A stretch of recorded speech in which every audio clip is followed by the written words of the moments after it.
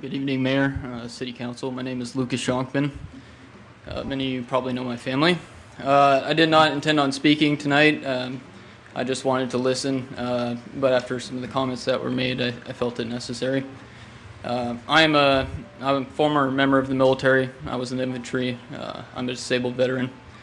I just want to stand on the other side and urge people to stand for their Second Amendment rights.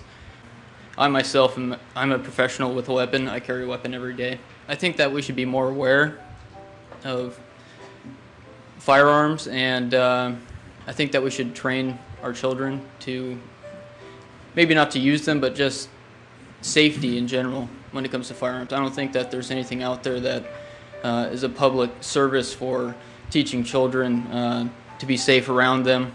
I'm sure some parents speak to their children about it, but most don't, I believe, out of fear. Maybe not glorify weapons, but just make sure that people understand they're for protection. There's a purpose to it, and the American people should be very careful messing with the Second Amendment and changing it. I think that it's very important that it's there for not just personal protection, but the protection of the American people and all purposes. Thank you. Councilmember Morgan. Go ahead. Thank you, Mayor. You know, the gentleman said that he carries a weapon all of the time for protection. Would you please ask him if he is armed right now? I guess the question is, would it matter? It does to me. Well, Ask the question. no. I'll turn to our city attorney and ask, do we have to ask? This is a time for citizens to address the council, not the other way around. I'm fully comfortable answering that question. Yes, I have a concealed carry permit, and I am concealed carrying at this moment. I would hope that people felt comfortable with that due to the fact that I am a trained professional with a weapon, and I served my country for over 5 years in Afghanistan, sustained wounds in protection of those rights, and if there was an issue, I would protect any person, whether I knew him or not. Thank you, Mr. Well, Chavon. I'm going to make a motion. If we have somebody who is in the chambers armed, it's not necessary. I'll make a motion that we ask them to check their weapon with the police chief or to the police department. This is my motion. Or to leave the premise. That's my motion, and I'm waiting for a second. Second. We have a motion on the floor, and all those in favor of the motion signify by saying aye. Aye. Those opposed? Aye. Do you have that? Okay. And so that motion does not pass? Thank you, Mayor. If I may, I'll excuse myself at this time then. Thank you. Absolutely.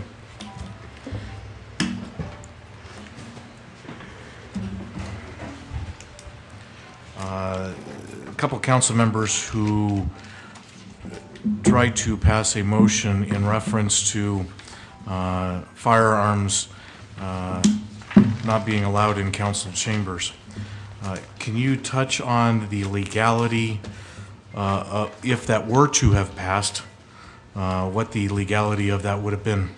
Such an action would likely be invalid and unenforceable, and likely would not be a lawful directive in the event the police chief or others were asked to enforce such action. But since such action was not taken, it essentially becomes moot. Okay. I apologize to, is it Lucas Chalfant? Oh, is it Yonkman? I apologize. Mr. Yonkman, we have a couple council members, and these were the same council members that also tried to dictate whether you were able to wear a hat in council chambers. Now we're trying to take your right to bear arms away. And so I appreciate your attendance this evening. I think it definitely opens the eyes of the public in reference to how some elected officials are choosing to go up and beyond the scope of their elected position to take away your rights. Next week, the newly elected mayor of Oak Harbor will take office, but it's what he's doing next summer that has everyone talking. It's not the kind of secret you'd expect from a candidate.